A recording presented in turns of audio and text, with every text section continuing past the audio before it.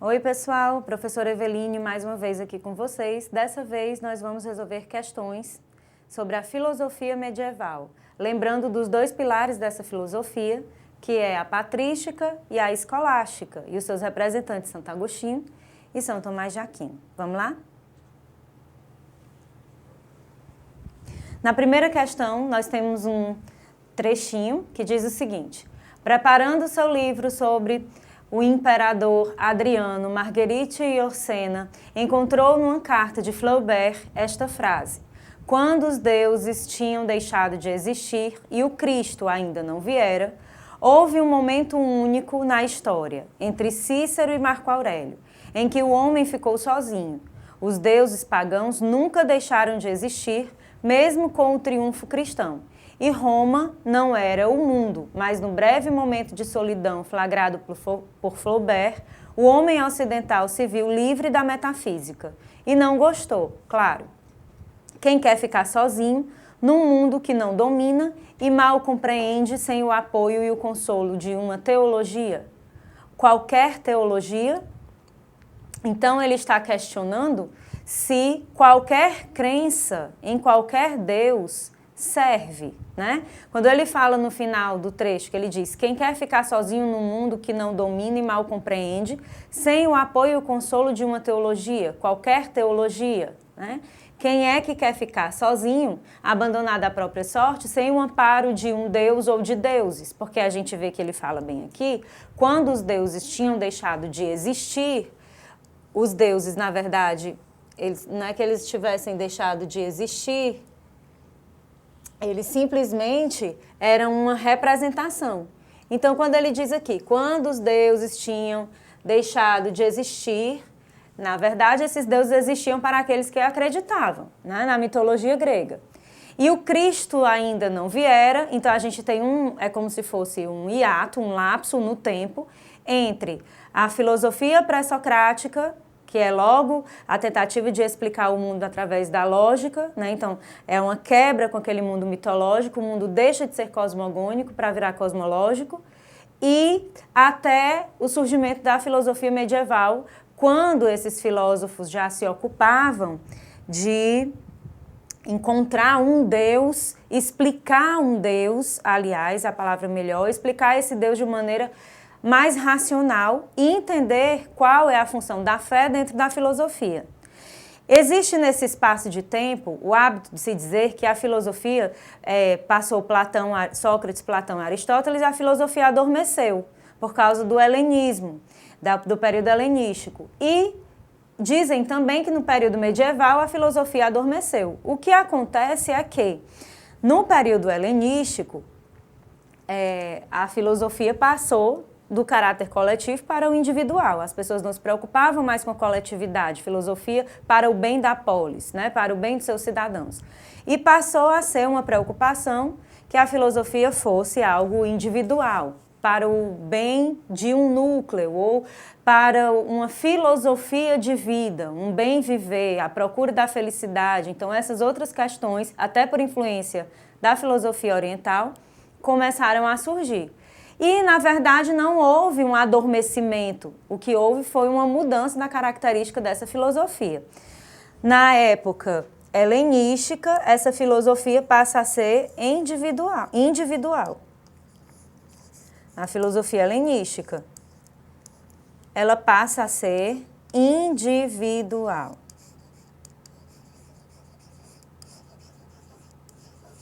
Individual. E na Idade Média, ela tem uma característica muito peculiar e simples, que é o teocentrismo. Então, não é que a filosofia tenha adormecido, ela simplesmente continha características, ela era desenhada de uma maneira diferenciada daquela Grécia Antiga clássica, de Sócrates, Platão, Aristóteles, os sofistas, os pré-socráticos. Ela apenas mudou de cara, mas ela não desaparece. Os deuses tinham deixado de existir. Isso é muito engraçado quando ele fala isso. É exatamente apontando essa necessidade que o ser humano tem de personificar os seus deuses. Os gregos já faziam isso com os deuses gregos e toda a mitologia por trás deles, e os africanos também faziam isso com os seus orixás. A necessidade de personificar o meio, a natureza, é aquilo que não se podia explicar de maneira lógica. Vamos passar para a próxima página para entender o que a questão quer da gente. A compreensão do mundo por meio da religião é uma disposição que traduz o pensamento medieval, cujo pressuposto é. Então, a compreensão do mundo por meio da religião. A gente viu em algumas questões das nossas aulas passadas, anteriores, vocês podem se deparar aí com uma questão que nós vimos que tinha vários trechos de como as religiões diferentes explicam de maneiras diferentes a criação do mundo. Então, nós temos uma explicação para o hinduísmo, nós temos uma explicação para o candomblé, nós temos uma explicação para as religiões cristãs, e aí isso vai se modificando, mas é sempre algo com símbolos, cheio de significados, com utilização de metáforas, e aí ele começa esse trechinho para pedir o que ele quer de nós na questão, o seguinte: a compreensão do mundo por meio da religião é uma disposição que traduz o pensamento medieval. No período medieval, existe uma outra característica muito própria, que é a necessidade de explicar o mundo através de uma religião. Não é uma mitologia, não é simplesmente uma doutrina, mas uma religião. E é uma religião monoteísta, que tem, exatamente como é a maioria dos brasileiros cristãos, né? Mas que tem uma noção de Deus uno e trino ao mesmo tempo, um Deus onipresente, onipotente, onisciente, aquele que tudo pode, está em todos os lugares e tudo sabe. E aí ele está pedindo na questão que ele quer saber qual é o pressuposto para essa compreensão do mundo por meio da religião, no pensamento medieval. Item A. O antropocentrismo, a valorização do homem como centro do universo e a crença no caráter divino da natureza humana. Antropocentrismo, nós sabemos que não é uma característica do período medieval, porque antropocentrismo simboliza, traduz o homem como centro de investigação filosófica da ciência, do universo, de tudo. Isso virá depois, no período renascentista, fortemente. Então, o antropocentrismo já não é uma característica desse período, né? E aqui é apenas o conceito de antropocentrismo, a valorização do homem como centro do universo e a crença no caráter divino da natureza humana. B. A escolástica. Essa crença no caráter divino da natureza humana também é uma coisa completamente contraditória dentro do nosso item. Item B, a escolástica, a busca da salvação através do conhecimento da filosofia clássica e da assimilação do paganismo. Escolástica é, como eu falei para vocês anteriormente, é um dos pilares da filosofia medieval. Escolástica e a patrística. Na verdade, a patrística, ela vem primeiro, né? Que é a filosofia de Santo Agostinho. Patrística, que é o conjunto filosófico representado por padres da Igreja Católica, patrística. E depois a escolástica.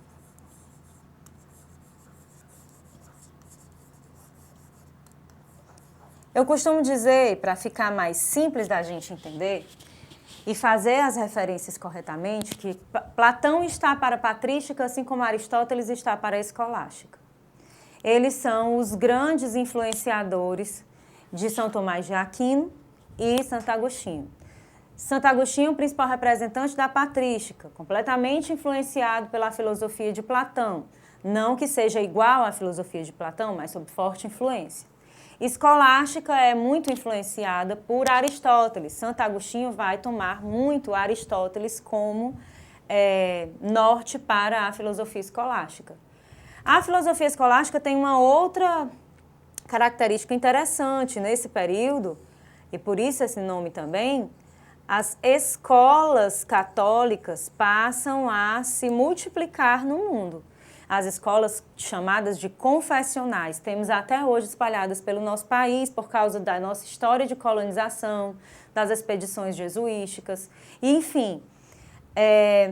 a escolástica também leva essa característica. As escolas confessionais são escolas oficialmente católicas. Mas nesse item tem algo que torna o item errado. Primeiro, fica confuso quando você lê e se depara com esse trecho. Através do conhecimento da filosofia clássica. Como assim através do conhecimento da filosofia clássica? Se nós estamos falando da filosofia medieval, exatamente por essas influências de Platão e Aristóteles. Platão e Aristóteles. Mas, logo depois, diz que parte, que é o pressuposto do pensamento medieval, a assimilação do paganismo. Não existe assimilação do paganismo no período medieval, que existe uma tentativa de acabar com o paganismo e converter o máximo de pessoas possíveis para a religião católica cristã. E aí temos o item C, o panteísmo, a defesa da convivência harmônica de fé e razão, uma vez que o universo infinito é parte da substância divina. O panteísmo não caracteriza o pensamento medieval. O conceito está certo. O panteísmo é mesmo a crença de que tudo que há no universo já é uma manifestação divina. O próprio universo é Deus. Não existe um criador separado do universo. Mas o panteísmo não caracteriza o pensamento medieval. Não partimos desse pressuposto. Portanto, não pode ser o item C. Item D, o positivismo, submissão do homem aos dogmas instituídos pela Igreja e não questionamento das leis divinas. A gente sabe que a principal característica do positivismo é o progresso. O progresso, a ciência, o progresso científico e tecnológico. E isso não era uma preocupação do pensamento medieval. Não estava presente na filosofia patrística nem escolástica. Na verdade, isso é bem posterior. Augusto Comte, que é o fundador da sociologia, um dos grandes fundadores da sociologia, né? Na verdade, oficialmente Émile Durkheim, mas Augusto Comte é desse período. E Augusto Comte é muito posterior ao período medieval. O teocentrismo, item E, parte do pressuposto, o pensamento medieval do teocentrismo. Teocentrismo é quando Deus é o centro do universo, né? E não o ser humano, como no nosso primeiro item. Concepção predominante na produção intelectual e artística medieval, que considera Deus o centro do universo. O item E é o item correto. Para o período medieval, tudo pode ser explicado racionalmente. Tudo não, mas grande parte das coisas sobre a fé, dos questionamentos sobre a fé, pode ser explicado racionalmente? Sim, porém, Deus é o centro de todos os questionamentos desse período. Item é o item correto, vamos para a nossa próxima questão. Questão de número 2. A doutrina de Platão influenciou os primeiros filósofos medievais, Santo Agostinho, Bispo de Hipona e Boécio, autores de Confissões e Consolação da Filosofia, respectivamente. Mas a filosofia que predominou na Idade Média foi... A filosofia que predominou na Idade Média, como eu já tinha falado na questão anterior para vocês, foi a patrística. Tem esse nome exatamente por causa dos padres, tá, gente? Patrística e a escolástica. Elas têm o mesmo peso? Elas têm o mesmo peso, porém marcam períodos diferentes. A escolástica, ela já surge quando começa a Igreja Católica, a Idade Média, a filosofia medieval, ela começa a perder credibilidade, né? E a patrística é o seu início, quando começam a surgir os principais pensadores da filosofia medieval. A sofística, ela caracteriza o período pré-socrático. Lembram dos sofistas? Aqueles que diziam vender qualquer conhecimento. Pré-socráticos. A sofística, um período bem anterior, Grécia Antiga clássica, muito anterior ao período medieval. E aí temos o epicurismo que é do período helenístico. helenístico. A filosofia de Epicuro, que tinha como principal objetivo encontrar o caminho para a felicidade humana, era o contrário do hedonismo, né? O epicurismo buscava prazeres moderados e duradouros, que levassem as pessoas à felicidade real, à felicidade verdadeira. O epicurismo, ele também tem uma característica interessante, que é a busca da ataraxia. Ataraxia é a ausência de sofrimento. Se você não sofre, você já é feliz. Escolástica aqui, né? Ela também participa do período medieval fortemente. É a principal escola filosófica do período medieval. Item C é o item correto. Existencialismo tem como seu principal representante o Sartre, Jean-Paul Sartre. Nós veremos isso depois. E fenomenologia. A fenomenologia ela é muito atual. A fenomenologia é anos 20, que também anda ali pertinho, lado a lado de Jean-Paul Sartre. Então, não faz parte do período medieval, está bem distante. A escolástica, item C, é o item correto. Vamos para a questão de número 3. A grande contribuição de Tomás de Aquino para a vida intelectual foi a de valorizar a inteligência humana e sua capacidade de alcançar a verdade por meio da razão natural, inclusive a respeito de certas questões da religião. Discorrendo sobre a possibilidade de descobrir a verdade divina, ele diz que há duas modalidades de verdade acerca de Deus. A primeira refere-se a verdades da revelação, que a razão humana não consegue alcançar, por exemplo, entender como é possível Deus ser uno e trino, e a segunda modalidade é composta de verdades que a razão pode atingir, por exemplo, que Deus existe. Então, São Tomás de Aquino, ele se diferenciava de Santo Agostinho, porque o Santo Agostinho, ele tinha a teoria da divina graça. O que é isso? Santo Agostinho, ele acreditava que o homem, o ser humano, ele é predestinado à salvação. Não interessa o que você faça, se você é uma pessoa boa ou ruim, o que você fez para colaborar com a sua vida, com a vida dos outros, para a humanidade, não interessa. Você já nasce escolhido para ser salvo. É a teoria da divina graça de Santo Agostinho. E São Tomás de Aquino já diz que se você evolui a partir de boas ações, né? Santo Tomás de Aquino, ele acredita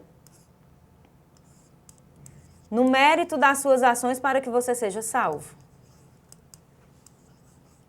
Isso é uma diferença bastante característica deles dois, né? Lembrando que Santo Agostinho tem Platão como principal referência e Santo Tomás de Aquino tem Aristóteles. Então vejam como até as diferenças sobre a possível conhecimento, a epistemologia, né? Como conhecer Deus, deles são ambíguos, são completamente diferentes e opostos, assim como era a maior parte dos pensamentos de Platão e Aristóteles. A partir dessa citação, indica a afirmativa que melhor expressa o pensamento de Tomás de Aquino. Ele quer saber o que melhor expressa o pensamento de Tomás de Aquino. O trecho fala que existe a capacidade humana de alcançar a verdade por meio da razão natural. O que é essa razão natural? É a nossa capacidade de pensar, de raciocinar, né? E de chegar a alguma conclusão após algumas investigações e o exercício da filosofia. E aí ele fala que até para você entender, tem algumas coisas que você não consegue entender realmente, mas outras você consegue sim entender, atingir essa verdade através do seu intelecto. Que, por exemplo, entender que Deus existe de maneira racional é possível. Mas entender como Deus é uno e trino ao mesmo tempo, dificilmente se entende. Na verdade, o que São Tomás de Aquino diz é que não é possível alcançar essa verdade, né? Então, que Deus é uno e trino ao mesmo tempo, não é possível. Como é possível Deus ser uno e trino, né? Então, algumas verdades divinas é possível que a gente atinja com a nossa razão natural e outras não. Porque se não fosse assim, por que Deus teria nos dado a capacidade de pensar, de raciocinar, se não fosse para chegar a nenhuma verdade? Não é mesmo? A partir dessa citação, indica a afirmação que melhor expressa o pensamento de Tomás de Aquino. Item A. A fé é o único meio do ser humano chegar à verdade. Não, se ele admite que é possível chegar à verdade por meio da razão natural, a fé não pode ser o único meio de o ser humano chegar à verdade. Essa palavra único fez com que o item A ficasse incorreto. Item B. O ser humano só alcança o conhecimento graças à revelação da verdade que Deus lhe concede. O ser humano só alcança o conhecimento graças à revelação da verdade que Deus lhe concede. Se é uma verdade que Deus me concede, isso me lembra muito a teoria da predestinação.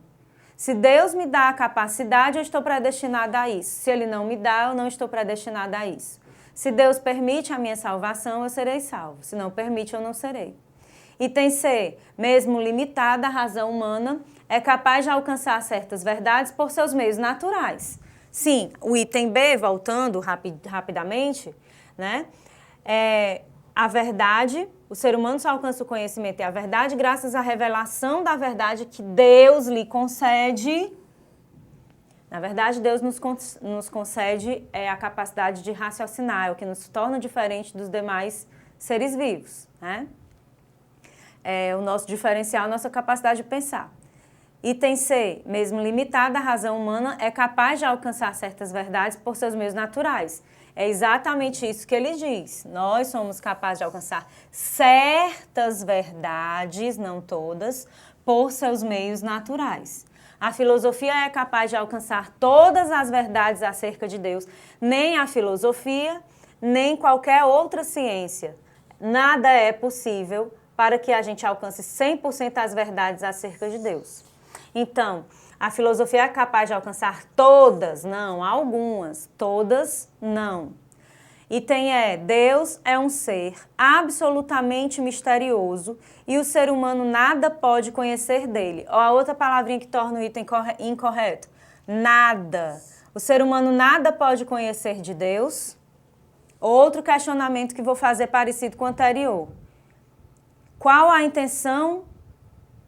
Que intenção teria Deus de nos criar para, isso de acordo com o pensamento medieval, criar os seres humanos para que os seres humanos nada possam conhecer dele, se a intenção de Deus, segundo a Idade Média e a Igreja Católica Cristã, é que nós o conheçamos e possamos amá-lo. Então não faz o mínimo de sentido, é uma questão contraditória. Portanto, o item correto é o item C, que com todas as limitações, apesar delas, a razão humana é capaz de alcançar algumas verdades acerca de Deus. Vamos à próxima questão de número 4. A patrística é o movimento intelectual dos primeiros padres da Igreja, destinado a justificar a fé cristã, tendo em vista a conversão dos pagãos. Sobre a patrística pode-se afirmar com certeza. Primeira alternativa. A patrística assume criticamente elementos da filosofia platônica na tentativa de de melhor fundamentar a doutrina cristã. Sim, foi o que nós falamos nas questões anteriores. Patrística, Platão, eles se comunicam aqui, existe uma forte influência. Então, o primeiro item, ele está correto. Assume criticamente elementos da filosofia platônica na tentativa de melhor fundamentar a doutrina cristã.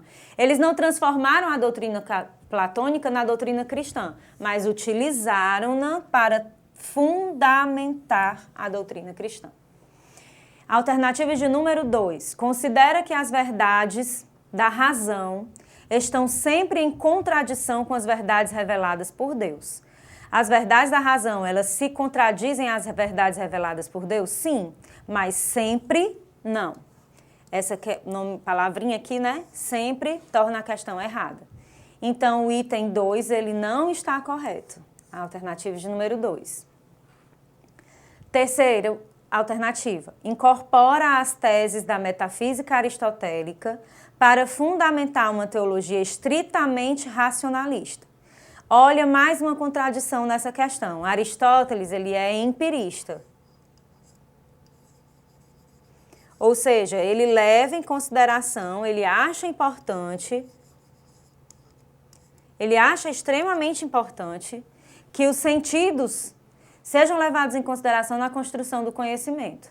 Primeiro, o mundo, as nossas impressões passam pelos nossos sentidos para depois chegar ao nosso racional. Então, a tese metafísica aristotélica, quando ele é utilizado por São Tomás de Aquino, né? Isso lá na escolástica, também não é na patrística, olha outra coisa que não está combinando com o enunciado, né? Com o que ele está pedindo. Faz parte isso aqui da escolástica, não da patrística. Além disso, não é uma teologia estritamente racionalista. Se fala de Aristóteles, não se fala em nada estritamente racionalista, porque ele considera o empirismo como o grande cartão de visitas para o conhecimento. Então, esse item está incorreto. Alternativa de número 4. Considera a razão como auxiliar da fé e a ela subordinada, tal como expressa a frase de Santo Agostinho, creio porque entendo. Item correto. Santo Agostinho fala que a fé, ela tem que estar sendo comandada, aliás, a razão tem que estar sendo comandada pela fé. Então, a razão é subordinada à fé. A fé deve estar acima da razão.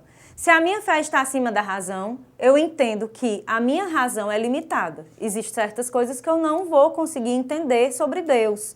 Mas, se eu tenho fé, eu aceito. Quando ele diz creio porque entendo, ele também diz o contrário, entendo porque creio. Essa é a frase completa, né? A expressão completa utilizada por Santo Agostinho. Ele acredita quando ele entende, mas ele também entende quando ele acredita. Então, a fé, acreditar em Deus, para Santo Agostinho, já é uma verdade, já passou pela sua razão, já foi filtrada e você aceita e entende. É o item de número 4, a alternativa está correta. Vamos ver se nós temos a opção de 1 e 4 estarem corretas. Item B, 1 e 4 são corretas. Próxima questão. Para Santo Tomás, filosofia e teologia são ciências distintas. Porque ele quer saber o que diferencia a filosofia da teologia. A filosofia, item A, a filosofia se funda no exercício da razão humana e a teologia na revelação divina. A filosofia se funda no exercício da razão humana, ou seja, o processo racional de conhecimento. E a teologia na revelação divina, o conhecimento através de Deus. B, a filosofia é uma ciência complementar à teologia. Ele está pedindo o que as difere. Então, eu não posso dizer que o que difere é que elas são complementares. Item B não está correto. C, a filosofia nos traz a compreensão da verdade que será comprovada pela teologia. Mais uma vez, uma complementação da filosofia com a teologia. E não é isso que a minha questão quer. Item D, a revelação é critério de verdade, por isso não se pode filosofar. Ele está perguntando o que as diferencia. Se eu digo que uma revelação, um conhecimento teológico, ele é critério de verdade, só é verdade se é um conhecimento teológico, então não se pode filosofar sobre isso. São Tomás de Aquino era completamente avesso a esse tipo de afirmativa, de que a revelação só se dá através da verdade. Lembra na questão anterior que ele admite que algumas revelações são possíveis através da razão, então o item D não está correto.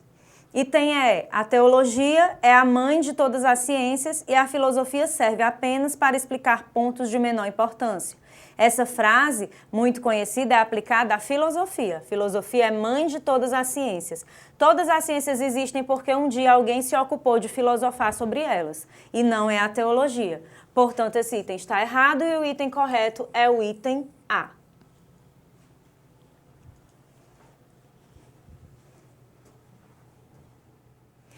Pronto, gente, por hoje é só. Eu espero ter explanado de uma maneira clara para que vocês entendam a diferença entre patrística e escolástica, São Tomás de Aquino e Santo Agostinho, que são os dois grandes pilares da filosofia medieval. Muito obrigada e até a próxima.